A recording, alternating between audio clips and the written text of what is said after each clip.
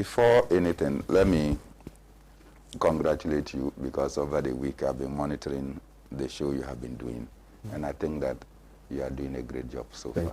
Thank you, comrade. Thank you very much. Good morning to Mr. Sam Obwe Eduama, the general manager for Ridge Royal Hotel in Cape Coast. It's been a while. I'm coming there with Comrade Bernard Mona. We need special treatment, please. We need special treatment. Will it be tonight? You're tired, eh? Because I need. You need it. I need it. Well, Mr. Samuel Obwe Eduama, you heard it from the horse's own mouth. If it will be tonight, I don't need to go home. No, they don't go home. I'll arrange for you to at least. Yes, I'll place a call to him. He's a very nice, wonderful gentleman, and I'm sure he would be excited to receive you in his hotel. Ridge Royal Hotel, richly inviting, comfortably yours. Anyway, so let's go to Ivory Coast, I beg your pardon. Ivorian opposition seeks to upset Ouattara's parliamentary majority. What do you have to say about that? If we dispatch this quickly, we'll be able to touch on the strike action at Ghana Airport, because it's also very, very crucial. So let me allow you to touch on the Ivorian issue, and then we'll proceed to look at it. Let me do this. Normally, some people don't want me to mention their names at the start, but I have one very good friend. Whether he likes it or not, I have to do that. I'm talking about Nuruddin Halidou Domagbre, a fantastic person. He is of the National Democratic Congress. Right. In fact, he will die as an NDC's, but in the 2020 campaigns, he felt that I was worthy of his support. He left Obuasi and all his family and all his works and decided to be part of my campaign in the Nadole-Kaleu constituency. I think I owe him tons of appreciation, and probably when the opportunity comes. I don't have material things to give, but I think that such qualities must be recognized. And so, Nuruddin, wherever you are, I want to commend you for the sacrificial jobs that you did. And of course, there were many others I will mention later. Of course, to everybody from the Nadole-Kaleu, and in particular in Sankana, I wish them very well, and the entire Upper West region in particular. And of course, my brothers and then my family in the Bimoba land across West Africa. They know that I always stand with them. Kwame. Yes, my boss. Ivory Coast has gone through a lot of difficulties. And don't forget that Ivory Coast was being positioned by the colonialists as a counter to Ghana's efforts at liberation. And so when Ghana decided to take up our challenge by Osagyefo Dr. Kwame Nkrumah to liberate ourselves, and then we started the liberation struggle and moving with the socialist agenda, because Kwame Nkrumah had insisted that we must develop under the banner of a big African socialism. And so when Nkrumah was propounding these theories, it was eminent that the French and the rest of the Western world did not want Ghana to succeed. And so they started positioning Ivory Coast and Houphouët-Boigny as a counter to whatever Kwame Nkrumah was doing for Ghana and for the rest of the world. And of course, the fact that Kwame Nkrumah supported countries like Guinea, Mali, and others, when the French decided that even blackboards, where we write, they would bring them down, because everything that the French had put into those countries, the French decided to take them, because they thought that by asserting that these countries wanted to be independent, it meant that they were rebelling, and therefore they needed to show them and to show them pepper. So they took away everything. So for instance, Kwame Nkrumah had to offer Guinea about 10 million pounds to be able to bring their economy back, give Mali about 5 million pounds to be able to support them. Because this is a man who was fighting for an African liberation and unity. So if any of those countries had faltered along the line and gone back to call the colonial masters to come and take over their countries, the African liberation experiment would have kaputted. And so Kwame Nkrumah needed to support these countries so that they would stand on their own, so that the white or the Western countries will know that with or without them, the African was capable of surviving on his own. So the support he gave them. Now, on the counter side, where the French assimilation took place, they decided to model Ivory Coast on the capitalist so-called line. So you see that they put a lot of infrastructural development in Cote d'Ivoire. They expanded it. They used Houphouët-Boigny to always counter whatever Kwame Nkrumah was doing, so that the rest of the world will see that Kwame Nkrumah was not the ideal, but that they should model the Ivory Coast. So Houphouët-Boigny had been president for time immemorial, until the unfortunate thing happened when Houphouët-Boigny died. And when Houphouët died, we are told that Konan Bedie, that is his son, was groomed to take over. Now, Alassane Ouattara was then prime minister to Houphouët. Don't forget. So as prime minister, when it was time for there to find a successor to Houphouët, Alassane Ouattara offered himself for presidency. That was the beginning of the major crisis in Ivory Coast. At that time, it was said that Alassane Ouattara's parents or grandparents had actually, or were from Burkina Faso. I mean, these artificial boundaries, really. You know, that he was from Burkina Faso. And because of that, because he has an ancestry relating to Burkina Faso, it means that he was not competent to contest in Ivory Coast. Okay. So I would say that the people of Ghana, some of them trace their roots all the way to Israel. Yeah. Some trace to Sierra Leone, some trace to Nigeria, Ile Ife, and what have you. And so it means that if we have to look at those ancestral traces, such people cannot even be able to call themselves Ghanaians. Absolutely. And why? All of us. Everybody has come from one end of the world to the other. You understand? But this is what happened. So Konan Bedie managed to whisk Alassane Ouattara out of the risk, and then went in, and then he was made president of Ivory Coast. Along the line, because of this political hiatus, the pull and push, it took Robert Gay to want to say that they wanted to settle the political differences. And I remember that at the time, Rawlings was then the chairman of ECOWAS. He even had asked Ivory Coast to contribute troops to go and support the struggle in Liberia. And Konan Bedie said that it was uncivilized people that would engage in war. So he didn't contribute troops. So all of a sudden, when General Gay came and toppled Konan Bedie's government because of the tango between Ouattara's supporters and Konan Bedie's supporters, you saw people like Rawlings, when they called Rawlings to send troops, Rawlings said no. Why should we send troops? Because it is only uncivilized people that engage in fight. And that was Konan Bedie. So let me put that aside, the rift between Rawlings and then Konan Bedie. Robert Gay took over. And then there was massive pressure from ECOWAS and from the rest of the continent that we will not allow militarism any longer. So General Gay must step down or organize elections. So you saw him mobilizing chiefs and people coming to shower praises on him and saying that they have declared their support for him. In the midst of this, they were to conduct elections. And what did he do? He said that the two power strugglers, that is Konan Bedie and then Ouattara, were disqualified from participating in the elections. And they were the major blocks in Ivorian politics. So Konan Bedie was not to participate in that election.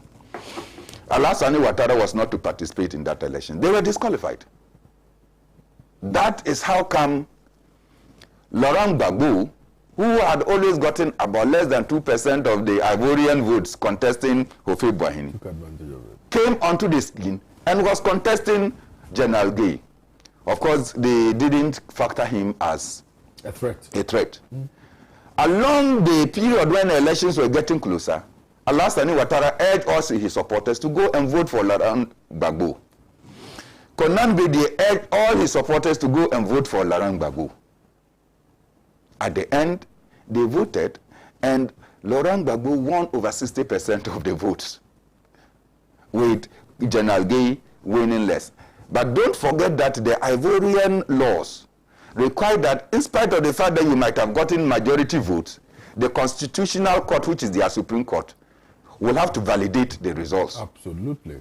And so Robert Gay was trying to gerrymander and to influence the Constitutional Court to declare him as winner, even against the popular will of the people. But they didn't. And then so they upheld the victory of Laurent Gbagbo, and that is how Laurent Gbagbo became president. Of course, you know that... is it the one that took the intervention of Rawlings, Kufuor, and then the judges had to even come to Ghana? No. That's not the same. No, that one had to do with President Mills. Not even Kufuor. Mills, okay. Yeah. So, as soon as this thing took place, all of a sudden, Laurent Gbagbo became president. General Gay was killed under some mysterious circumstances in Abidjan, and we don't need to go into the circumstances under which he was killed, because we were told he was drinking tea, and so all of a sudden he collapsed. No, they went and shot him, and they said that he was organizing a coup. Somebody who was sitting in his house drinking his tea.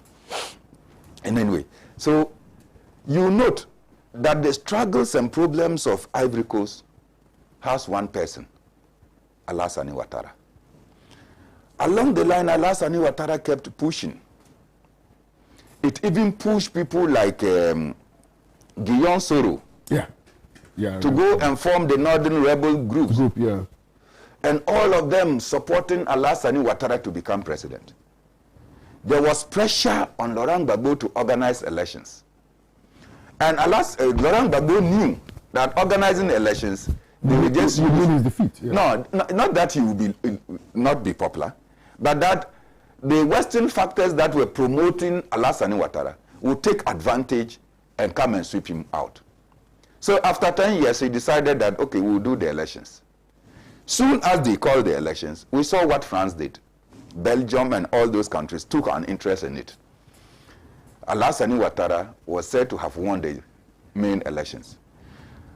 Laurent Gbagbo said, no, there are issues with the elections. Let us go to the Constitutional Court to get things done. They were on the way to the Constitutional Court. France said, no. The Electoral Commission had to go and organize to go and declare Alassane Ouattara in a hotel that he had won the elections. I remember. And soon after that declaration, they flew the Electoral Commission out of the country. And the judges were not sure of what was going to happen. They went into the presidency and fished out Laurent Gbagbo, took him out, by which time all the judges had fled. So the judges were in Ghana here. Now, Laurent Gbagbo had been captured, was being prepared to face the International Criminal Court. Alassane Ouattara was president-elect. There is no Constitutional Court to come and swear him in because all the judges had fled, including the Chief Justice. They were all in Ghana. President Atta Mills was president. And so, therefore, there had to be some negotiation. So President Mills called all the Ivorian judges that were in Ghana, had a discussion with them, and they said, well, we are not interested in even going back to our jobs in Ivory Coast. But there must be some judges to swear in the president. So in negotiation, backroom doors, that had to take place even in Aya Center in the Western region. Eventually, Alassane Ouattara agreed that the judges will come. And indeed, President Mills had to fly with the judges from Ghana. So they were given full protection. So soon after they swore in President Alassane Ouattara, they had to fly them back to Ghana so that they didn't want to have anything because they thought that the situation was bizarre. It took tact, it took diplomacy, it took maturity on the part of President Mills to able to negotiate for the judges to go and confer legitimacy on Alassane Ouattara as president. Don't forget that soon after Alassane Ouattara became president, one of the people he visited quickly was President Mills. And people were wondering why he came to Ghana and what have you. This is the story that characterizes it. So you will notice that If Ivory Coast has a political problem, that problem cannot escape Alassane Ouattara. In fact, Alassane Ouattara is the subject of the problem. Is the problem. So, along the line, everybody thought that, look, this man has struggled, people have lost their lives, businesses have collapsed, and what have you. For him to succeed to become president, he would be a Democrat. Particularly when we are told that he worked with the international institutions, IMF and World Bank, and therefore he is such a Democrat. He came, they instituted term limit, 2-term limit. ECOWAS acquiesced to the 2-term limit. Alassane Ouattara exceeded his 2 terms. When he was getting to the end of his term limit, he anointed Koulibaly to be his successor. Koulibaly started campaigning. Under some strange circumstances. Then all of a sudden, Koulibaly had to die. As soon as Koulibaly died, Alassane Ouattara jumped into the fray and said that he's coming back to contest. Kwame, I'm not impugning anything. But if ABA anoints me to be his successor, he anoints me to be his successor, I am on the field campaigning, then all of a sudden, under some mystery, I die. Then ABA jumps back to say that he is coming to contest. What will you think? What do you think? It means that he has a hand, remotely, overtly or covertly, latently or manifestly, on my life. So this is what happened in Cote d'Ivoire. So the 20th October elections, the opposition said they will not participate. They did not recognize the re-election of Alassane Ouattara. And this thing has been back and forth, back and forth, back and forth. Today, they combine, in fact, when the ICC even cleared Laurent Gbagbo, that there was no criminal charges against him. He committed no offense. In fact, he was the subject of attack because he was sitting president. You went and smoked him out. You went and attacked him. He was there. And they said he is free to go. He is free to go. They will not allow him back into his country. They have exported him. He has become a commodity exported to Belgium. He's in Brussels. He can't come to Ivory Coast to meet with his family and to even in his own home because they want Alassane Ouattara to continue to be president. They denied him the chance to participate in the last elections. They denied Guillaume Soro the chance to participate in the last elections. And therefore, the opposition was smoked out of the elections. And then they didn't participate. Alassane Ouattara claimed that he had won that election. Today, they are going to do what they call the deputy elections, which is their parliamentary elections, which they are preparing. And all of the opposition are rallying that, look, we can't throw the baby with the bath water. No matter how dirty the baby was, after you have bathed him, you put the water away. You don't throw the baby and the bath water away. And therefore, they are rallying their supporters. So Konan Bédié, Laurent Gbagbo, Guillaume Soro have all united that people should go out and vote massively, rejecting Alassane Ouattara's anointed or chosen persons to become MPs, so that they can take full control of the House of Deputies. And I think that it is fair that, look, some level of sanity is prevailing on Ivory Coast. They are not again resorting to guns, to the war front, but they are deciding that let us try democratically to ensure that we have majority, and that once we have majority in parliament, we will be able to take over our government from the Western-controlled Alassane Ouattara. And I think that, Kwame, it is fair to say that we should salute the people of Ivory Coast, in particular Laurent Gbagbo and Konan Bédié, for making the pronouncement and calling on their people to come out and vote. Very beautiful education this morning. Thank you. Thank you very, very much. Honorable Bifseni, good morning to you. Let me read a few messages and then I'll come to you. This one says, it's from Badu Moses. Says, good morning to you, KOD. Good morning and my greetings to my big boss, Bernard Mona from Lagos. Good morning to Pan-African Television. I'm watching you live from Tamale. Hadja Traore, I'm sure he's from Ivory Coast. He says, General Coulibaly died, Don Coulibaly died of COVID. That's what he's saying. Chris Kwao says, Comrade Bernard Mona, I salute you. Alassane Ouattara is the devil incarnate, like Nanado. Birds of the same feathers flock together. These are some of the messages that we have received on the African story. Honorable ABA Fuseni, you may want to also touch on the Ivorian situation, albeit that Bernard has given us some historical explanations, but I'm sure you can also look at it from a different perspective. Sir, please. Thank you very much. Right. Bernard Mona, your technical people, the viewers of Pan Africa, the most important people in my life, the Bleachina people of the Sanaro constituency. Oh, I thought you were going to say me. Sanaro people matter more. I know. If I say you, people will begin to think that the issue that is going on. By the grace of Allah, I'm far from it. I never look at the beauty in a woman. Leave this and when. Honorable ABA Fuseni. This one. Kwame. Yes, Allah Almighty forbid. So I salute the Bleachina people of the Sanaro constituency. Yes, sir. Yes, sir. Viewers out there.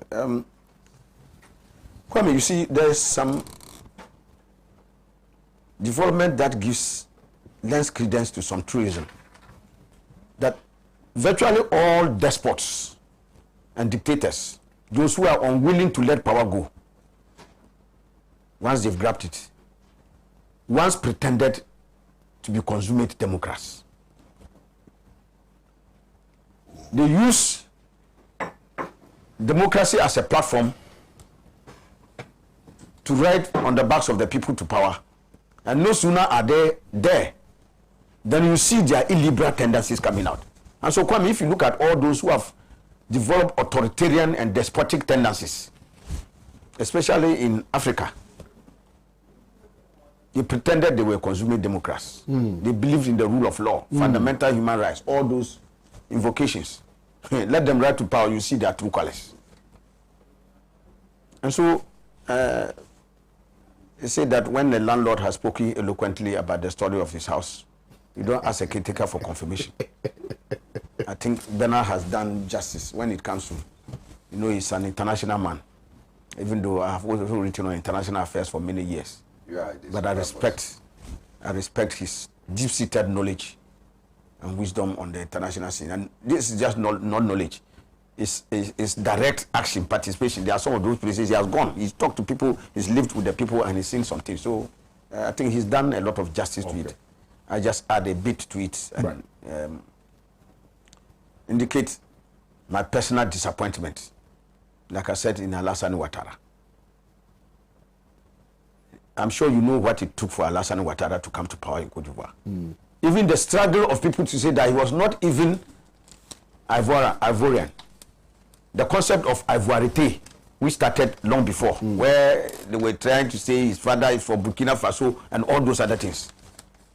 But how could somebody who was disqualified have risen to become the prime minister, who stood across the length and breadth of this world in Africa to affirm his democratic right, his fundamental freedom of his right as a citizen of Ivory Coast, Ivorian, to accede to any office of the land. Absolutely. And so people stood on the platform of democracy to advocate for his inalienable right and freedom to be respected.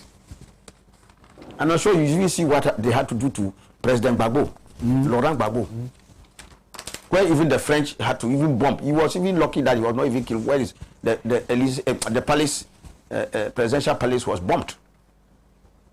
So you see, so Kwame, having had all this groundswell of support for you to attain and have your democracy rights respected, no sooner are you in power than you yourself, you adopt this illiberal democratic means.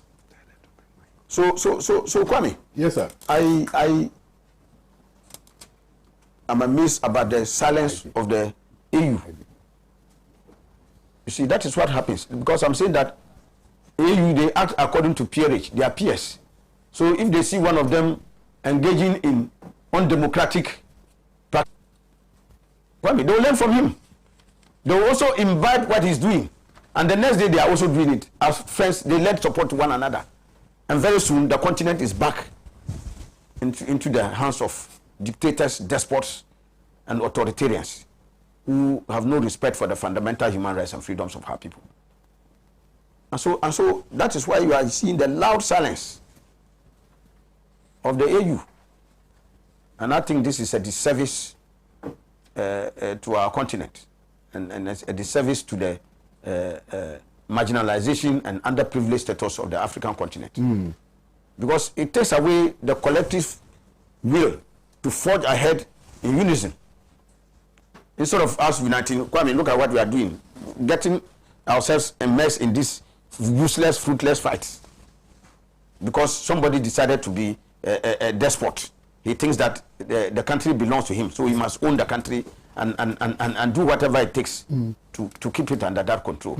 I think, Kwame, for me, right. Africa must wake up. Right. And the African people. I have bemoaned this calamity for too long. Kwame, and you see it in some of the developments that come, that Africa is the richest continent, but Africans are the poorest people.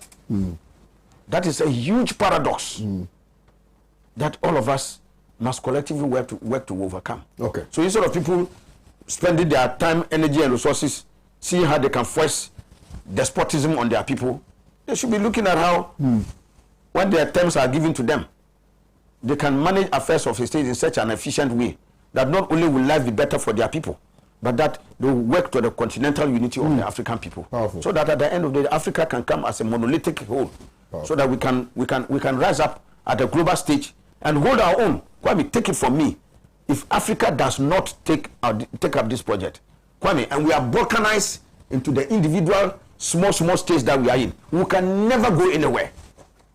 Take it from me. When America was 13 colonies, they saw that they couldn't go anywhere. They had to unite. And so they control their resources. And Kwame, if you don't control your resources, it's in the interest of these external oppressors, these developed countries, so-called, to ensure that Africa gets disunited, so that in their disunity, they can control our resources. Kwame, there's no mineral on the face of this earth, no resource on the face of this earth, you cannot find it in Africa. And so our collective disadvantage is an advantage to them. But if they see the African Unity Project going on, that is why the likes of Kwame Nkrumah, Patrice Lumumba, Amilcar Cabral, all the African revolutionaries who wanted to work for the unity of the African people were eliminated. Because they know the project coming. That if we're able to unite Africa and Africans control their resources and destiny, this will be the greatest continent on the face of the earth. Allah Almighty gave Africans everything except, Kwame, our ability to take control of our destiny and our lives. And that one, like I said, for now, is for us to struggle for. When we struggle, Allah Almighty will bless us. With that one, God, Allah Almighty, doesn't confer anything on any people until those people stand up and do something about their condition. So not until we ourselves get up and do something about our condition. Kwame, it will not. And so the likes of dictators and others, despots who are unwilling to leave power, are a great disservice to our country. Beautiful. Thank you. And I told you he was going to look at the issue from another perspective. Thank you, Honorable Lady, for saying. Now, Haja Traore again says, not true, Gbagbo is in France. Gbagbo is in France with his wife, Nadia. Gbagbo just announced he will be in Abidjan in March. Today, I think a lot of people are watching us from Ivory Coast. No, but it's not true. Gbagbo is in Brussels. Okay. Desmond Bosu says, very good job, Bernard. Chris Kuawa, I hope I got the name right, says, Haja Traore, a person is responding to an earlier message, says, Koulibaly did not die of COVID. Mohammed Sani Akimi says, I'm watching you live from United Kingdom. Issa Osman says, I'm watching you live from Saudi Arabia. Tijani Amigo says, wow, very interesting history. Good job, Bernard Mona. Hamidou Mohammed says, good morning, watching you from Saudi Arabia. Chris says, Koulibaly was killed within his own party and Ouattara is aware of that. Interesting. Zege says, I salute you, A.B. Fuseni. Mutala says, good morning, comrade. There's a looming surprise that's about to befall the MBC again. They vetted over 24 ministers a year. Okay, Master, we are not there yet. Musa Batua, I've seen your message, we are not there yet. Yeah, they vetted. Cote d'Ivoire is in crisis. Read below. 1. President is out of the country. 2. Speaker of Parliament is out of the country for sickness. 3. President of Senate out of the country for the past 7 months. 4. President of Economic and Social died. 5. Premier ministers and Minister for Defense is sick, out of the country. A government that is proud himself. I think he wrote it in French and translated it, so the English is a bit. But we get what you're saying. Ibrahim Ashara says Africans are too selfish. African individuals do not care about themselves anymore. Abu Bakari Tajuddin says Africa will never wake up. Oh, don't say that. Don't give up.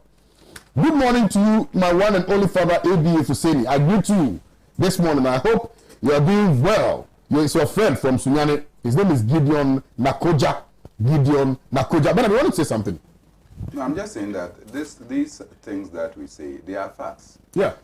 Check where the ICC sent Laurent Gbagbo to. They didn't send Laurent Gbagbo to France. They sent Laurent Gbagbo to Belgium. Yeah, that's true. And he's in Brussels. All right. And so whoever is making the story that Laurent Gbagbo is in France is a figment of their own imagination. Yeah. In any case, so let's grant that even Gon Coulibaly died of COVID. Let's grant that, Alaji. So the fact that Coulibaly died of COVID compels Laurent Gbagbo to suddenly qualify again to come and contest. It doesn't make sense. Alaji, just imagine the logic. Coulibaly was to succeed Laurent Gbagbo. They didn't file nominations. So when Coulibaly died, it means that there is no other person in Ivory Coast, apart from Alassane Ouattara, to come back and contest. So it doesn't add up. The story is simply unthinkable. Something went amiss.